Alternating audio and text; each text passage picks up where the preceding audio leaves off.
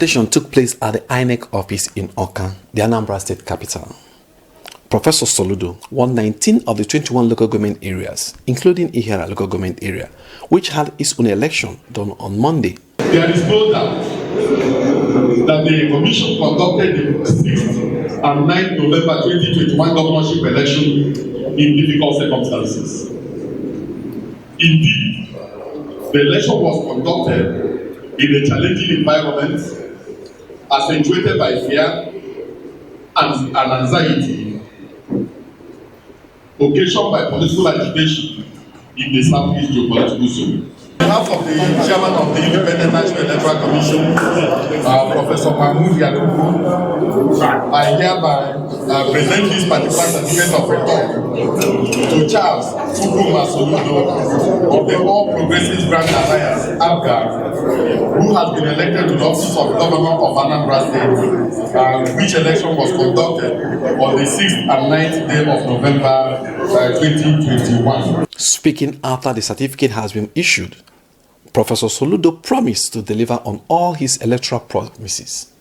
He also commended INEC for providing a very good technology, BVAS, for the election process. I believe that INEC, particularly under this leadership, I think INEC has been incrementally getting better and better and better. And I want to say that under this leadership, I want to believe that the technology that you have deployed, BVAS, is the technology. Soludo's deputy, Dr. Onyekachi Ibezim, was also presented with his certificate of return. Honora and Imobodo for Trust TV. Let's take a look at the figures that are coming from that gubernatorial election in Anambra State. Now, we had a total registered voters were 2,466,638, and then accredited voters in that election were 253,388. Then the valid votes in the election were 241,523.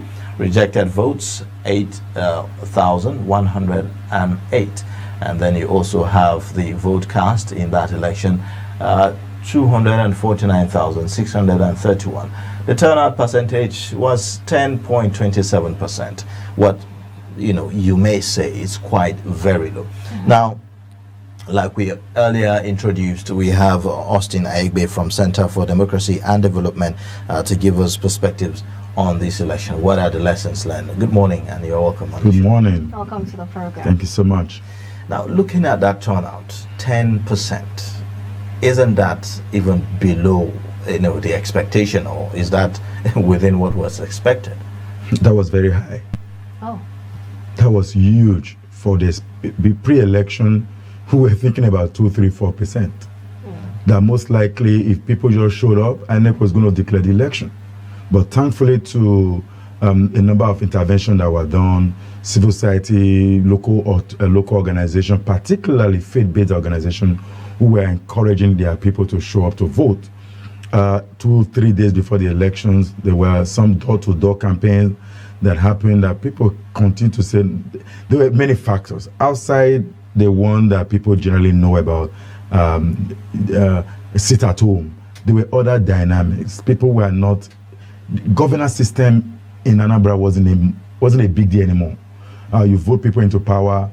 What is expected of them? All of the promises made are not don't come to the light of the day. You still have poor infrastructure. You still have the basic necessity not available. So what's the essence of voting in any case? So what happened in Anambra was a combination of diverse factors. We were expecting that if you don't show up to vote, for that was like a campaign of, a very rude campaign. If you don't show up to vote, if 2% determine your governor, so be it. So you have a responsibility to choose who govern you. And that began to instigate many voters that, well, I think it makes sense. Let's just show up. The thing is that you are going to vote close to your house. You already know your house.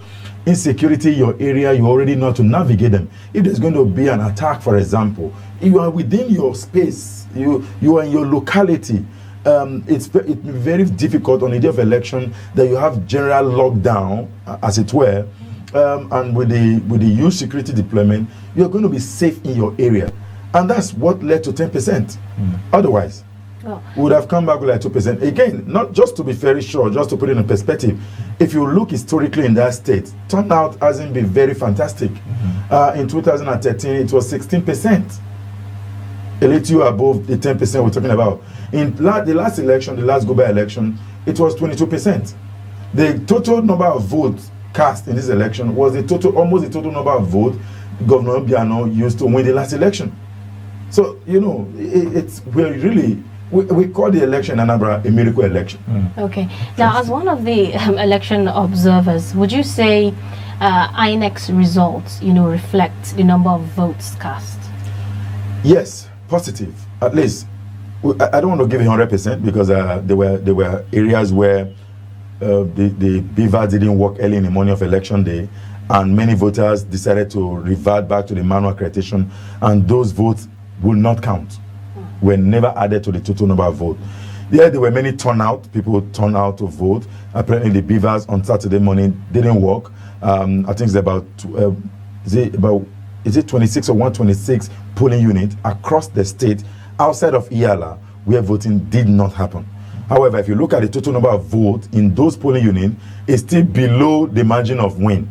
So it was not very relevant. The only one that mattered would be in Iyala. Iyala had a huge number of about 148,000 registered voters in the entire local government. So it mattered for the margin of vote between the winner and the second runner-up. That is what led to the inconclusive poll. Yes, at the beginning on election day, like you mentioned while you were opening this conversation, INEC was faced. I don't know whether the word is faced. INEC was greeted or embarrassed, if there's a worse word to use, with logistic challenge. In the morning of election, in fact, the day before the election, when you were expected to have ad hoc officials present at the rack centers. The rack centers is the point where they converge. From there, they deploy to the polling unit. So it's a strategy to ensure that the officials are closer to the polling unit, so you don't have to start elections late like we have in 2011. But after 2015, there was some kind of arrangement by the then led Professor Jega-led regime administration of INEC to say they need to create a rack, a super rack. From that super rack, it moves straight to the polling unit. On the eve of election, officials that have been trained, adult officials that have been trained, didn't show up. Majority didn't show up. And they were supposed to be in these polling units. That was why you saw in the early hours of a Monday morning that 10 a.m., 11 a.m., 1 p.m., that's when you begin to see polling starting in most polling units. Well, a lot of people have, blamed that on the fear, the tension that was... True. In the state and all of that. So I want us to look at this, setting the tone for that election, the pre-election period. There was an engagement between INEC, stakeholders, traditional rulers, and the likes, other political parties, signing peace accord and all of that. But it was until, the eve of the election before we saw the lifting of the sit-at-home order by IPOB as a result of the intervention of the said elders and traditional rulers and all of that. Should we have seen that kind of dialogue and conversation much earlier before the election? We said during our pre-assessment visit to Anambra as an organization, one of the things we pointed out was that there was need for dialogue. That dialogue will save the Southeast, save Nigeria from the greatest embarrassment we are currently facing. The truth is, if those dialogue didn't hold, apparently, there would have been no election in Anambra State. I will not give it to peace accord. The peace accord was for political actors. What was happening in Anambra went beyond the political actors. And in any case, most of the things that you saw in Anambra were fake news. Many of those information you saw peddling on social media were not real. On the 2 days before the election on Thursday morning, we got a voice note trending on our WhatsApp pages. Almost every group. People became more afraid that IPOB had given all the hotel owners in Anambra State to discharge their guests. by the evening of Thursday that they don't want any guests in any hotel rooms, and that any hotel that keep guests in will be attacked. And I saw it, I looked at it as a fact checker, looking at the surface value, it was fake. So people generally were beginning to be afraid. In fact, there were several calls that were coming. Are you still in Anambra? Are you in Oka? Are you safe? I'm like, there is nothing happening here. This place is safe. In fact, I had to go on the road to try to do video to say, look at the environment. But on this other side, those outside of Abuja, the kind of bombardment of information that people were receiving look as if Anambra was going to bomb the next morning or the next minute. It wasn't so on the ground. All of the things that you saw pre-election, all of the fears, all of the sit-at-home order, I asked some people, I said, are you really sure that it was APOP that declared the sit-at-home from 5th to 10th? Are you really sure? Because anybody could sit somewhere and do that statement and put the name that we all know as the one who is sending it. The same way we have said before as an organization, when the issue of FUNAM, I don't know, FUNAM came and somebody peddled FUNAM as being the one that attacked him. And we said FUNAM does not exist. FUNAM is not a group. Some individual sat somewhere, anywhere around the world, and designed a press statement and put some name and shared it around and said FUNAM had attributed the attack to themselves. Which FUNAM, we had fact-checked FUNAM some 3 years ago before 2019 election, that organization had no face, had no meeting point, unlike IPOP, that, has a face. So if I ask, if we ask the one who said FUNAM attacked him, that said, can you point to a face that is FUNAM? It doesn't exist, unlike IPOP. So IPOP has a face, we know, and we know what's currently happening within the landscape and within the security architecture. Most of the killings in Oka specifically, there are other areas there are other conflicts around the southeast, like we have in the north central and co. In Oka, the conflict in Oka were mainly secret court affairs. All those killings you saw maybe in Unizik Junction, where we live was close to Unizik Junction, so I saw live body on the ground and I tried to interrogate what has led to it. And everyone we spoke to said the guys who came were looking for the faces. And if you know how court war happened, if you come from the south particularly, they go to their target. And these individuals are not known to be connected to political participation. So we tried to find out who they were. They were not known people. They were known people on this side. So it was clear that across the landscape, there was anything that happened in Anambra at that time will be attributed to politics because the elections were coming. Right. If you remember, in the Edo election of 2020, it was as if the state was going to burn. Every election comes with its own externality, particularly security concerns. Big politicians will make all the noise, and they usually have team, like in Kogi election where we have what they call the data boys. Who are the data boys? They converge in a room, they give them data. All they do is to create messages to attack their opponent. And the opponent also have what they call, that time in Kogi, what they call the Shebe boys. The Shebe boys will always respond. So it was like an online war. So those online wars go beyond the boundaries of the state. It goes out far to the US, to Australia, because it's online. Anybody that gets hold of the messages. Very interesting, really, the role that social media and the digital media is playing, in our elections now. How important it is for us to really be on the guard, for fake news and all of that, so that we don't have this, reoccurrence as we approach, more elections coming. Particularly general election. 2023 election will be an election of fake news if we don't educate. What we've talked about, we've recommended, is not to shut down social media. That's not a solution at all. They say you don't throw the baby and the bathwater away, because the bathwater is the one that is wrong. The baby is still, so you pull out the baby. So what do we want? We need digital literacy among populace. You need the right information at the doorstep of every Nigerian. When government or institution, INEC, the police, hold information that ought to be released timely, people then try to imagine what the right information is. So what am I talking about? There was an attack in XYZ location, and usually if you call the police public relations officer in a state, they will tell you, hold on, we are trying to get the right information. While you are getting the right information, media, including Daily Trust, will always report effort to reach the spokesperson of the police, prove about it, but they go ahead to report. What peddlers then do is to then imagine what the police would have said and say it, that the police have taken responsibility for the killing of the 50 people or thereabout. It becomes the fake news. Because there's a lacuna, there's a gap in information. What we need to do is to fill every gap. Social media is very good. It has helped in holding governmental institutions to account.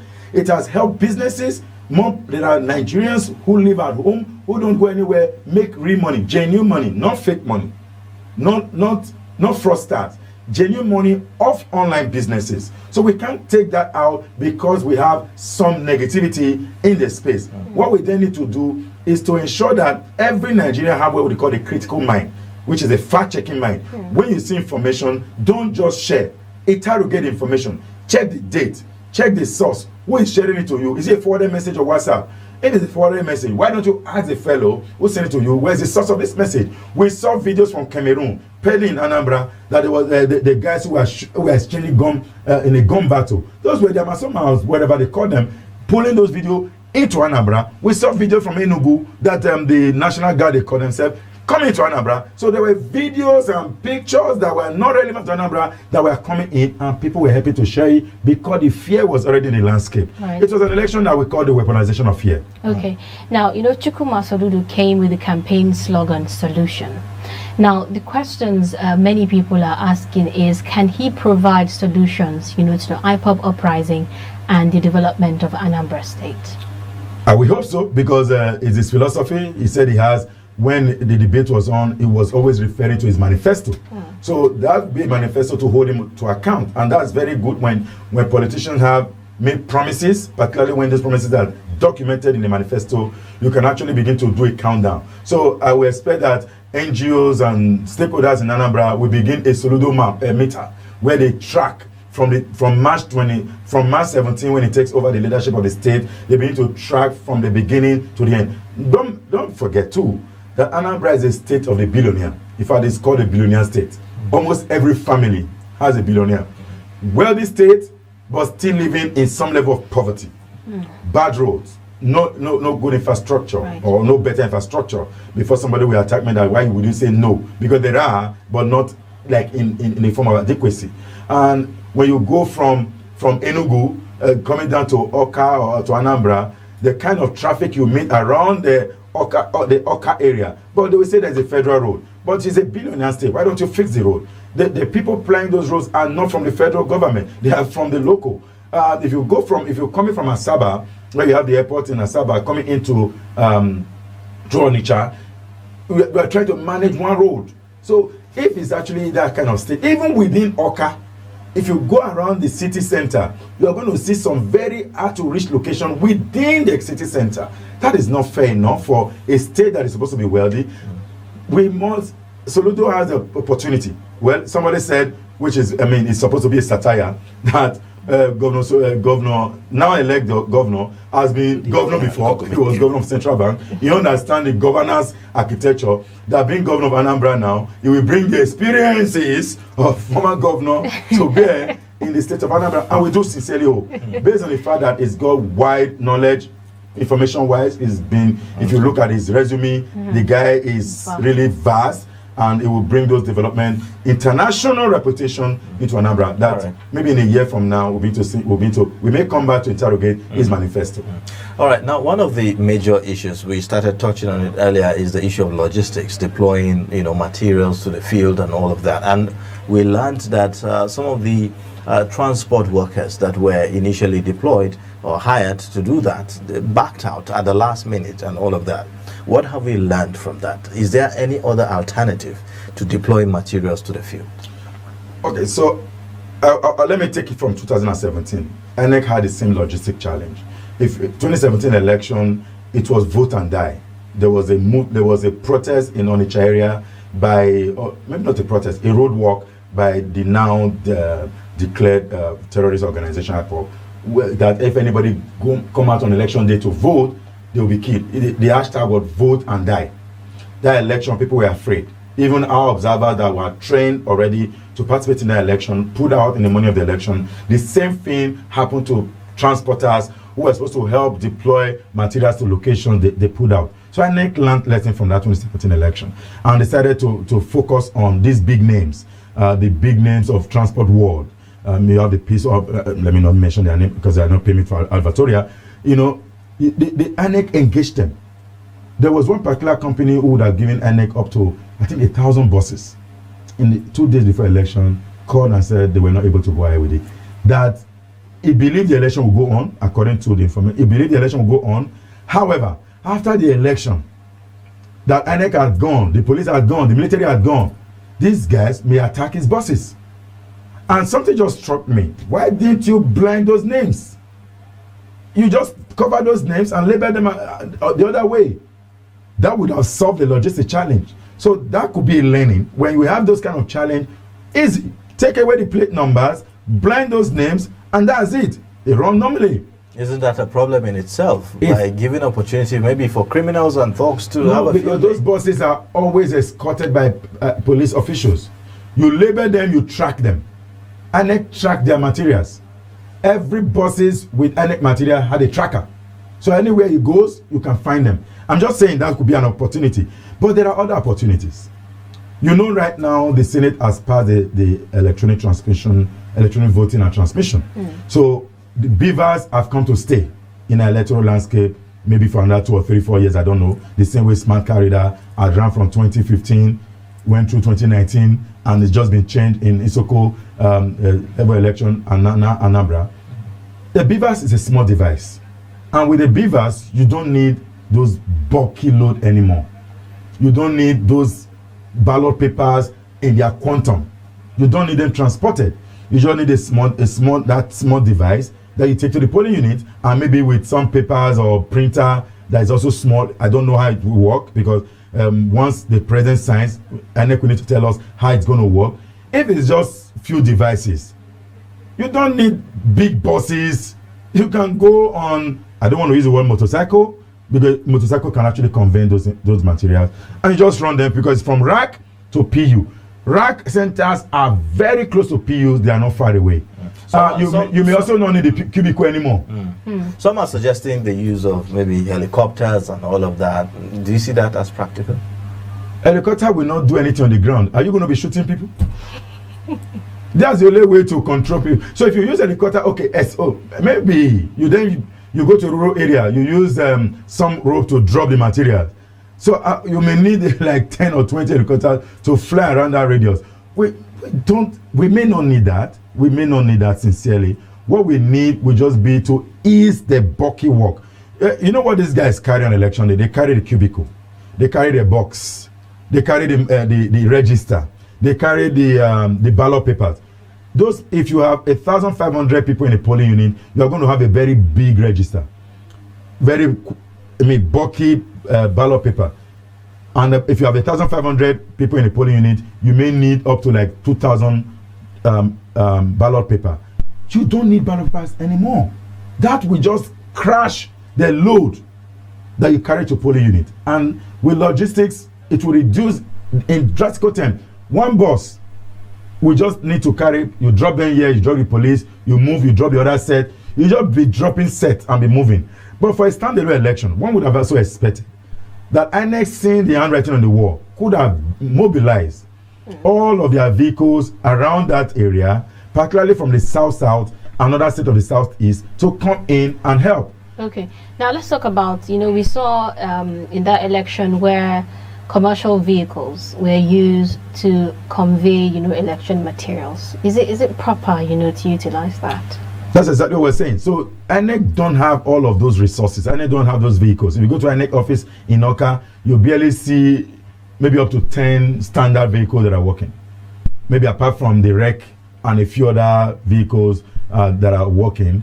But we are talking about up to, give and take, up to maybe 5,000 or 4,000 vehicles that you need. So INEC will need to rely on the road transport workers, the National Union of Road Transport Union, and all of those smaller groups with those small buses to convey those materials. Yes, it's all, they do that for all elections. It is proper because there's an MOU signed with those road transport workers. But what we are saying is that on the day of election, particularly the eve of election, most of those transport workers, particularly the big names, pulled out. They were afraid that their vehicles may be attacked.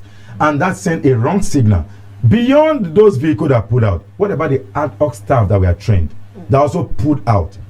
If you get the materials to the polling unit, who are those who run the elections? They are officials already trained. And that, of course, INEC, do you know what happened? That INEC recruited ad hoc staff up to the eve of election. They were training people to handle the beavers. The beavers ought to have been like a professional, you have to have a professional handlers who would have been trained long before, running refresher maybe a day before election. Not training for an election. Apparently that's what you saw. People were battling with trying to use the beavers. The beavers only use a face accreditation when a finger had failed. But in most of the polling unit, we saw officials going straight to the face. That's a training challenge. Again, that's another problem, that we're saying with the beavers thing, that you are also advocating as maybe one of the game changers as far as elections are concerned in our coming elections. We are already seeing problems with that. So what's the guarantee that it will provide the solution that we are actually looking So the for? solution already came in Iyala. After the Saturday election, the pace at which the beavers worked became faster. Apparently, learning from yesterday, that's the Saturday elections. INEC is going to use 3 elections ahead of the 2023 general election. They've used Anambra. The learnings in Anambra will be taken to Ekiti. We don't want to see the much failure. In fact, the failures, we may have 1 or 2 failures. You can't rule that out. These are devices. Device fail. Even your tab that you used yesterday, you on it this morning, it may not turn on. So there are those small challenges. After Ekiti, INEC will then finalize the operation of the beavers in Osun election of July next year. From there, you perfect the issue ahead of 2023. Unlike the 2015 election, when we went to a general election with the smart card reader, we did what they call a mock. The mock is not an election. Professor Jigal, knowing that it was not going to be easy to just fully deploy, ran some mock exam. There are people who pass mock exam and fail the main exam. In real time, many years ago, we used to have mock exam for WAEC and all of that. People pass mock and fail WAEC. So mock is not the issue. Go to the real election. This is what INEC has done. And for me, I give it to INEC that they started with Isoko, a small election. They went to a much bigger election, going to Ekiti and then Osun. Beavers, we solve a lot of issues. Beavers will reduce our spending in election. I just told you just about logistic movement. We won't need all of those fleet of vehicles. Beavers will stop like we also saw in Anambra election in Yoruba North, that the returning officer, a collation officer said that he has to sign under duress. And INEC had to suspend that local government collation. And they recounted the ballot and all that came in, and they formally now released the result. With Beavers, you don't need a returning officer at gunpoint signing any result. You can't force him to go and change the result, or how you can't force her to go and change the result online. Right. The return officer, the collation officer may not, in fact, should not, let me put it, I don't know, like I said, I don't know how it's going to work. The only place vote will be uploaded online will be at the polling unit. Once uploaded, the only thing that collation officer will need to do is to have the power to aggregate and not to effect any form of change. What that means is that once the result leaves the polling unit, it gets to the collation point. The returns at the collation point, we just need to, okay, polling unit 1 has come, he accepts, it comes in. Polling unit 2 has come, he accepts. They just automate. We will no longer have human errors like you saw in 2019 election where one professor was battling with figures. We won't see all of that. An election will just go seamlessly. People are afraid that it could be hacked because that's another question that may come. That what about the possibility of hacking? We are not running online voting. We are running electronic voting. People will still show up on election day and cast their vote using the device. We will avoid that 8,000 plus rejected ballot if we run a digital voting system. Because there will not be any room for rejected ballot. If the voter presses 2 party, it will say vote again. Until you vote the right one, it won't go through. Okay. That is the future. There's this, this question I've been meaning to ask. Some civil society organizations and governmental organizations have criticized the fact that there was lack of accessibility for people with disabilities in the Anambra governorship elections. What are your thoughts about what did you observe? True. Sincerely, I won't say lack, I would say inadequate. There were some areas where the steps were too high for someone with a wheelchair to be able to cast his or her vote. But like the rec of Anambra said, he said those were not their thinking. They were thinking about to run an election in the midst of the kind of fear they were in. That they ran an election and people that joined it was free, it was fair, that they apologized to persons with disability. But I think it's not enough. For every planning, for every location that is called polling unit, INEC need to do more to ensure that infrastructure is a bit lifted so that it can be well upgraded for every person, the blind, person with hearing the impairment. They should be braille, and they can try to provide those. But access is different from those provision. Right. When those access, you see gutters and you have to cross. Someone with wheelchair or with something that is not able to cross easily will actually be a challenge. Maybe at this point, we would like to say whether do you think that there's a need for maybe someone within the ad hoc team representing INEC in those polling units to be dedicated, for persons living with disability in terms of assistance and all? They do that. That is actually the role of the APO3. But in this last election, there were certain areas without APO3. You see, even when they're on the queue, the elderly, they put them out from the queue to come first. There are those provisions: elderly, nursing mothers, persons with albinism, and anyone you see that has disability usually vote ahead of every other person. Those are the kind of fast track given to them. But being able to vote on your own, that you don't want human assistance, you don't want another assistant, is what we're talking about. For example, the cubicle is a bit high. So someone on a wheelchair, we have to struggle. Or I saw some people putting ballot paper on the floor and voting. That ballot is supposed to be confidential to the voter. But if you put it on the floor and you're voting, somebody behind, we actually know who you're voting for. And that's what is not now fair, because it's about the secret ballot system. Okay. All right. Well, thank you so much for coming and sharing your thoughts with us on the program. Look forward to having you again. Thank you so much. Thank you. We've been speaking with Austin Ayegbe, and he is from the Center for Democracy and Development, giving us perspectives on the lessons learned from the Anambra governorship election.